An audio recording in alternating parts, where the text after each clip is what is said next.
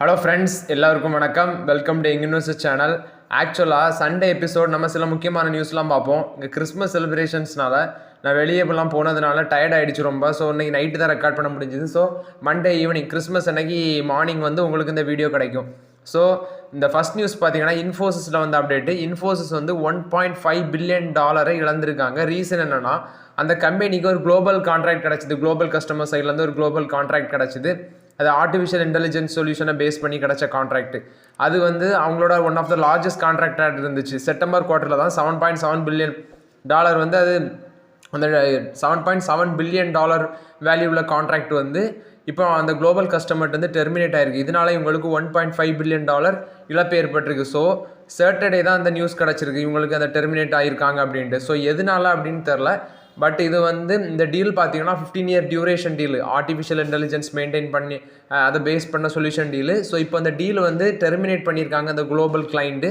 So இது எதனால terminate ஆச்சு என்ன இதுன்னு தெரில. அவங்க வந்து அந்த பார்ட்டி வந்து மெமரம் ஆஃப் அண்டர்ஸ்டாண்டிங்கை டெர்மினேட் பண்ணியிருக்காங்க. ஸோ இது இன்ஃபோசிஸில் வந்து அப்டேட்டு. அவங்க $1.5 பில்லியன் இழந்திருக்காங்க குளோபல் கஸ்டமர் அந்த கான்ட்ராக்டை டெர்மினேட் பண்ணதுனால. எல்ஐசியில் வந்து அப்டேட்டு. எல்ஐசிக்கு வந்து மத்திய அரசு ஒரு 10 இயர் எக்ஸ்டென்ஷன் கொடுத்துருக்காங்க. எதுக்குன்னு பார்த்தீங்கன்னா இப்போ ஒரு கம்பெனியில் வந்து 100% ஷேர் ஹோல்டிங் இருக்கும். அதில் 75% தான் ப்ரொமோட்டர் வச்சுக்க முடியும். ஆனால் எல்ஐசியில் வந்து nearly 96% of the share holding வந்து நம்மளோட கவர்மெண்ட், அதாவது பிரசிடென்ட் கையில் இருக்குது. ஸோ நியர்லி 5% ஆர் சம்திங் தான், நியர்லி 5 to 6% தான் பப்ளிக் ஷேர் ஹோல்டிங் இருக்குது. ஸோ 25 பப்ளிக் ஷேர் ஹோல்டிங்கை ரீச் பண்ணுறதுக்கு எல்ஐசிக்கு நம்ம கவர்மெண்ட் வந்து சென்ட்ரல் கவர்மெண்ட் வந்து 10 இயர் எக்ஸ்டென்ஷன் கொடுத்துருக்காங்க. 10 இயர்ஸ் பர்மிஷன் சொல்லலாம். அவ்வளோ டைம் நீங்கள் எடுத்துக்கோங்க. அதுக்குள்ளே நீங்கள் 25% ஆஃப் த பப்ளிக் ஷேர் ஹோல்டிங்கை ரீச் பண்ணணும் அப்படின்னு சொல்லி எல்ஐசிக்கு சொல்லியிருக்காங்க. அதாவது இந்த சலுகை வழங்கியிருக்காங்களா அந்த 10 இயர் எக்ஸ்டென்ஷன். இது வந்து மே 2022 அப்புறம் இதுதான் ஃபர்ஸ்ட் வாட்டி உங்களுக்கு இந்த சலுகை வழங்குறாங்க. அக்கார்டிங் டு செபி ரூல்ஸ் பார்த்தீங்கன்னா இப்போ ஒரு ஷேர் வந்து ஷேர் மார்க்கெட் லிஸ்ட் ஆயிடுச்சுன்னா 25% of the public share holding வந்து ஷேர் மார்க்கெட் லிஸ்ட் ஆகி 3 இயர்ஸில் தான் பெற முடியும் அப்படின்னு சொல்கிறாங்க அக்கார்டிங் டு செபி ரூல்ஸ். ஆனால் இது வந்து ஒரு பொதுத்துறை நிறுவனம், இது வந்து கவர்மெண்ட் பேஸ்ட் நிறுவனனால ஸோ இது வந்து according to the government rules some changes இருக்கும் அப்படின்னு சொல்கிறாங்க செபி. நெக்ஸ்ட்டு இவங்க வந்து ஷேர் மார்க்கெட் லிஸ்ட் ஆகும்போது பார்த்தீங்கன்னா ஒரு ரேஞ்சில் இருந்து, அதாவது 949 அந்த ரேஞ்சில் லிஸ்ட் ஆச்சு. Nearly 40% of the share price வந்து டவுன் ஆச்சு. ஆஃப்டர் தட் பார்த்தீங்கன்னா இப்போ ப்ரைஸ் வந்து கொஞ்சம் மேலே போகுது. ஆனாலும் லிஸ்டான ப்ரைஸ் என்ன எட்டலை, 764 அந்த ரேஞ்சில் தான் இருக்குது. ஸோ அந்த எல்ஐசி ப்ரைஸ் வந்து கீழே விழுந்தாலும் ஸோ அந்த எல்ஐசியோட போர்ட்ஸ் என்ன பண்ணுறாங்கன்னா ரொம்ப தீவிர முயற்சி எடுக்கிறாங்க இந்த எல்ஐசி எப்படியாவது மேலே கொண்டு போகணும் அப்படின்னு சொல்லிட்டு. நெக்ஸ்ட்டு அவங்களோட மேனுஃபேக்சரிங் கெப்பாசிட்டியை டெவலப் பண்ணுறதுக்கும் அதுக்கு என்ன பண்ணுறாங்கன்னா அவங்க இந்த டெக்னாலஜி பேஸ்டு நிபுணர்கள்ட்டெல்லாம் பேச்சுவார்த்தையில் இருக்கிறாங்க. ஸோ நிறைய இன்வெஸ்டர்ஸை கவரதுக்காண்டி நிறைய புதுசாக எல்ஐசியில் கொண்டு வராங்க. ஸோ எப்படி சக்ஸஸ்ஃபுல் ஆகும்னு நம்ம பொறுத்துன்னு தான் பார்க்கணும். இது எல்ஐசியில் வந்து அப்டேட்டு. அமெரிக்காவிலேருந்து வந்து அப்டேட்டு. அமெரிக்காவில் இன்ஃப்ளேஷன் பார்த்தீங்கன்னா 3% கீழே வந்திருக்கு அப்படின்னு சொல்கிறாங்க. அங்கோட தரவுகள் தான் அந்த டீட்டெயில்ஸ் சொல்கிறாங்க. ஆக்சுவலாக நெக்ஸ்ட் இயர் வந்து மார்ச் அந்த டைமில் வந்து ஃபெடரல் ரிசர்வ் அவங்க வந்து இன்ட்ரெஸ்ட் ரேட்டுக்கான அந்த ரேட் கட்டிங்ஸ் இருக்கும் அப்படின்னு சொல்கிறாங்க. ஃபெடரல் ரிசர்வ் அந்த ரேட் கட்ஸ் இருக்க சான்சஸ் இருக்குது அப்படின்னு சொல்கிறாங்க. அதாவது 0.1% வந்து பணவீக்கம் குறைஞ்சிருக்கு நவம்பரில். அக்கார்டிங் டு அக்டோபரை கம்பேர் பண்ணும்போது நவம்பரில் 0.1% ஆஃப் த இன்ஃப்ளேஷன் வந்து குறைஞ்சிருக்கு அப்படின்னு சொல்லியிருக்காங்க. அதாவது லாஸ்ட் 12 months பார்த்தீங்கன்னா பர்சனல் காம்பன்சேஷன் எக்ஸ்பெண்டிச்சர் வந்து, அதாவது பிசி இப்படின்னு சொல்லுவாங்க, இது வந்து கொஞ்சம் இன்க்ரீஸ் ஆகிருந்துச்சு. மார்ச் 2021 அப்புறம் இந்த பிசி வந்து இப்போ முதல் முறையாட்டு 3% கீழே குறைஞ்சிருக்கு அப்படின்னு சொல்லியிருக்காங்க. அதாவது உணவு மற்றும் ஆற்றல் துறை இது சார்ந்த இன்ஃப்ளேஷன் பார்த்தீங்கன்னா நவம்பரில் 3.2% ஆட்டு இருக்குது. அது மட்டும் இல்லாமல் 2021 ஏப்ரலுக்கு அப்புறம் பார்த்தீங்கன்னா இதுதான் கம்மி அப்படின்னு சொல்கிறாங்க. அக்டோபரில் 3.4% இருந்துச்சு. இந்த உணவு மற்றும் ஆற்றல் துறை சார்ந்த இன்ஃப்ளேஷன் வந்து அக்டோபரில் 3.4% இருந்தது. இப்போ 3.2% இருக்குது. இவ்வளோத்துக்கு குறைச்சிட்டோம். ஆனால் அமெரிக்கன் ஃபெடரல் ரிசர்வ் என்ன எக்ஸ்பெக்ட் பண்ணுறாங்கன்னா அமெரிக்கன் கவர்மெண்ட் வந்து இன்ஃப்ளேஷனை 2% ஆட்டு குறைக்கணும் அப்படின்னு சொல்லி தான் ரொம்ப முயற்சி எடுத்துகிட்டு இருக்காங்க. ஸோ ரிசர்வ் வங்கி வந்து இந்த அமெரிக்கன் ஃபெடரல் ரிசர்வ் இருக்குல்ல, அவங்க வந்து இந்த இன்ட்ரெஸ்ட் ரேட்டுக்கான ரேட் கட்டிங்ஸ் எவ்வளோ சான்சஸ் இருக்குன்னா குறைக்கிறதுக்கு, மார்ச்சில் குறைக்கிறதுக்கு எவ்வளோ சான்சஸ் இருக்குன்னா 72% சான்சஸ் இருக்குது அப்படின்னு சொல்லி பெரிய எக்கனாமிஸ்ட்லாம் சொல்லிடுறாங்க. 2022 மார்ச்லேருந்து பார்த்தீங்கன்னா 525 பேசிஸ் பாயிண்ட்ஸ் வந்து இந்த ஃபெட் ரிசர்வ் வந்து இன்ட்ரெஸ்ட் ரேட்டை ஏற்றிருக்காங்க. ஸோ இந்த கடன்களுக்கான வட்டி விகிதம் வந்து குறையும் அப்படின்னு சொல்லி அமெரிக்காவில் எதிர்பார்ப்பு அதிகமாக இருக்குது. ஆனால் அமெரிக்காவோட உள்நாட்டு உற்பத்தி பார்த்தீங்கன்னா இப்போ 2.7% அப்படிங்கிற ரேஞ்சில் இருக்குது. அமெரிக்காவோட எக்கனாமி பார்த்தீங்கன்னா அந்த தேர்ட் குவார்ட்டரில் 4.9% ஆஃப் த க்ரோத்தில் இருக்குது.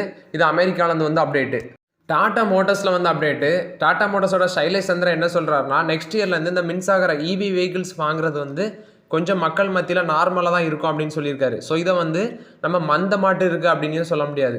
30-40% ஆஃப் த விற்பனை growth, அதாவது 30-40% ஆஃப் த சேல்ஸ் growth ஒரு நல்ல growth தான் அப்படின்னு சொல்லியிருக்காரு. அதாவது இவங்க நிறைய டெக்னாலஜிஸ் இன்ட்ரடியூஸ் பண்ணியிருக்காங்க. டாடா மோட்டார்ஸ் நிறுவனம் வந்து நிறைய டெக்னாலஜிஸ் இன்ட்ரடியூஸ் பண்ணியிருக்காங்க இவி வெஹிக்கிள்ஸில். ஸோ அது வந்து அதிகமான சேல்ஸ் நடக்கிறதுக்கு சான்சஸ் இருக்குது அப்படிங்கிற ஒரு நம்பிக்கை அவர் சொல்லியிருக்காரு. இந்த தற்போதைய, அதாவது கரண்டாக மார்க்கெட்டில் சேல்ஸ் ஆகிறதுக்கு காரணம், சேல்ஸ் கம்மியாகிறதுக்கு சான்சஸ் இருக்க காரணம் என்னென்னா, பீப்புள்ஸ் வந்து இவி வெஹிக்கிள்ஸை வாங்குறதுக்கு ரொம்ப ஆர்வம் காட்டுறாங்க. ஆனால் இந்த சார்ஜிங் ஸ்டேஷன்ஸ் ஒரு பெரிய இஷ்யூவாக இருக்குது. இப்போ வந்து நிறைய இடத்துல பெட்ரோல் பல்க் தான் இருக்குது. நிறைய என்ன தான் நிறைய டீல் கம்பெனி வந்து பார்ட்னர்ஷிப் போட்டு இப்போ தான் அமைக்கிறதுக்கு நிறைய பேச்சுவார்த்தைலாம் முடிஞ்சிட்டு வருது. ஆனால் இப்போதைக்கு கரண்டாட்டு பார்த்தீங்கன்னா சார்ஜிங் ஸ்டேஷன்ஸ் ரொம்ப கம்மியாக இருக்குது. ஸோ இவர் சொல்கிறத வச்சு பார்த்தோன்னா நெக்ஸ்ட் இயரில் 90-95% ஆஃப் த growth இருக்கும் அப்படின்னு சொல்கிறாரு. பட் கவர்மெண்ட்டு என்ன கேட்டுக்கிறாருன்னா, இந்த மின்சார வாகனத்தில் இருக்கிற பிரச்சனையை வந்து கவர்மெண்ட் வந்து சரி பண்ணணும்.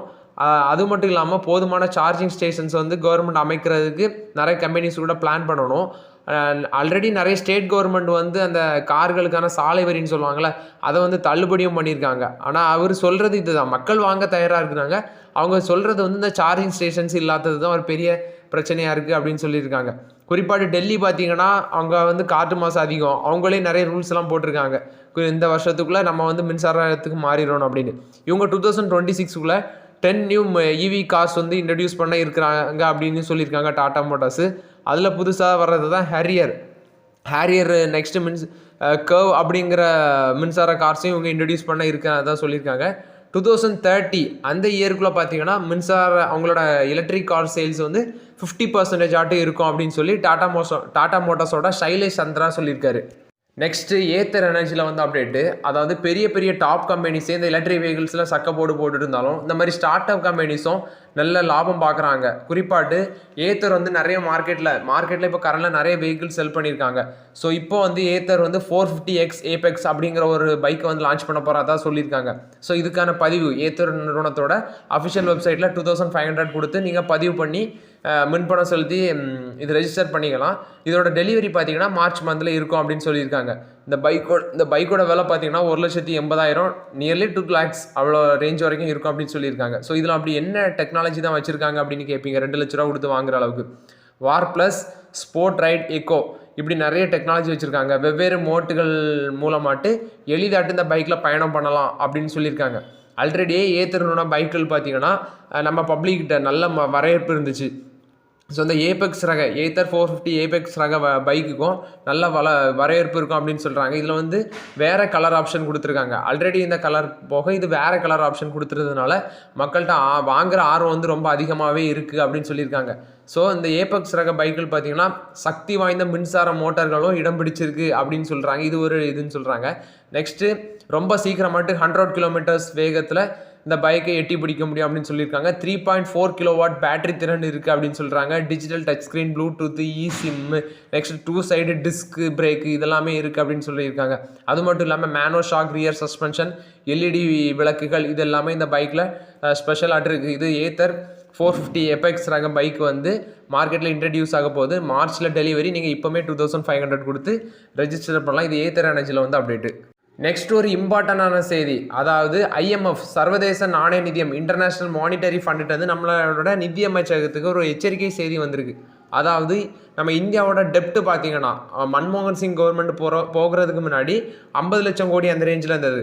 ஆனால் இவங்க அந்த பிஜேபி ரூலுக்கு வந்த பிறகு 10 இயர்ஸில் 100 லட்சம் கோடி, 10 இயரில் மட்டுமே இவங்க 100 லட்சம் கோடி கடனை வாங்கி வச்சுருக்காங்க. டோட்டலாக இப்போ பார்த்தீங்கன்னா நெல்லி 150 லட்சம் கோடிக்கு மேலே போயிட்டு இருக்குது. ஸோ அதை தான் நிதியமைச்சகம் சுட்டி காட்டி சொல்லியிருக்காங்க. அதாவது 2028 அந்த நிதியாண்டில் பார்த்தீங்கன்னா இந்த கடன் அளவு 100% மேலே போகிறதுனால உள்நாட்டு உற்பத்தி, அதாவது ஜிடிபி குரோத்தை பாதிக்கிறதுக்கு சான்சஸ் இருக்குது அப்படின்னு சொல்லி ஒரு எச்சரிக்கை கொடுத்துருக்காங்க. ஸோ நிதியமைச்சகம் இந்த அறிக்கையை பற்றி ஒரு அறிக்கையை வெளியிட்டிருக்காங்க. அதாவது அவங்க கொடுத்த ஒரு அறிக்கைக்கும் நிதியமைச்சகம் செப்பரேட்டாக ஒரு அறிக்கை கொடுத்துருக்காங்க. அதாவது சாவரின் டெப்ட்ஸ் ஃபண்டுன்னு சொல்லுவாங்க. சாவரின் டெப்ட்ஸ் ஃபண்ட்ஸ் அதாவது கடன் பத்திரங்கள், இது வந்து குறைவான பாதிப்பை ஏற்படுத்தும் அப்படின்னு சொல்லியிருக்காங்க. நெக்ஸ்ட்டு ஐஎம்எஃப் அறிக்கையில் பார்த்தீங்கன்னா மத்திய அரசோட கடன் ஜிடிபி அளவு பார்த்தீங்கன்னா 70 விழுக்காடுக்கும் குறைவாக தான் செல்ல வாய்ப்பு இருக்குது அப்படின்னு சொல்லியிருக்காங்க இந்த ஐஎம்எஃப். அடுத்தது போதுமான அளவு எச்சரிக்கையோட தான் இருக்காங்க அப்படின்னு சொல்லி நம்ம சென்ட்ரல் கவர்மெண்ட் விளக்கமும் கொடுத்துருக்காங்க. உள்நாட்டு உற்பத்தியை விட கடன் விகிதம் அதிகமாக உள்ள நாடுகள் பட்டியலையும் இந்த நிதி அமைச்சகம் கொடுத்துருக்காங்க. நிதி அமைச்சகத்துக்கு இந்த IMF கொடுத்துருக்காங்க. ஃபஸ்ட்டு அமெரிக்கா இருக்குது, நெக்ஸ்ட்டு பிரிட்டன், சீனா, இவங்கெல்லாம் அப்படி அடுத்தடுத்த பிளேஸில் இருக்காங்க. டெல்லி 160, 140, 200% மேலே இருக்கிற கடன் அளவு இருக்கிற கண்ட்ரிஸையும் கொடுத்துருக்காங்க. அதாவது இந்தியாவில் பார்த்தீங்கன்னா லாங் டேர்ம் ரிஸ்க் வந்து ரொம்ப அதிகமாகிட்டு இருக்குது.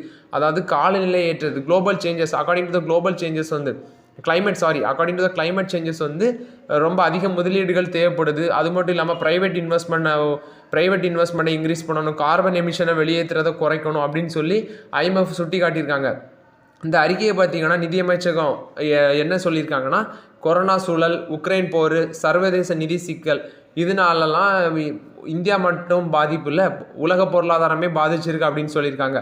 மத்திய மாநில அரசுகளோட கடன் பார்த்தீங்கன்னா 2021 அந்த இதில் GDPயில் 88% ஆட்டு இருந்துச்சு. ஆனால் 2023 81% ஆட்டு குறைச்சிருக்காங்க. அதாவது 2021 நிதியாண்டில் GDPயில் 88% ஆட்டு இருந்தது, இப்போ 81% ஆட்டு குறைஞ்சிருக்கு அப்படின்னு சொல்லியிருக்காங்க. நெக்ஸ்ட்டு நிதி பற்றாக்குறையை 2026க்குள்ளே 4.5% ஆட்டு குறைப்போம் அப்படின்னு சொல்லி அந்த IMFக்கு நம்மளோட நிதி அமைச்சகம் ஒரு எக்ஸ்ப்ளனேஷன் கொடுத்துருக்காங்க. இது நிதி அமைச்சகத்தில் வந்து அப்டேட்டு. ஓகே ஃப்ரெண்ட்ஸ், சில இம்பார்ட்டன்ட் நியூஸ்லாம் பார்த்தோம். அதாவது வேர்ல்டு நியூஸ் ப்ளஸ் வந்து நம்ம கண்ட்ரியில் உள்ள கம்பெனி நியூஸ் பற்றி எக்ஸ்ப்ளனேஷன் பார்த்தோம். ஸோ நம்ம சேனலுக்கு உங்களால் முடிஞ்ச சப்போர்ட்டை கொடுங்க. இந்த வீடியோ பிடிச்சிங்கன்னா லைக் பண்ணுங்கள், சப்ஸ்கிரைப் பண்ணுங்கள், கமெண்ட் பண்ணுங்கள். Okay friends, thank you.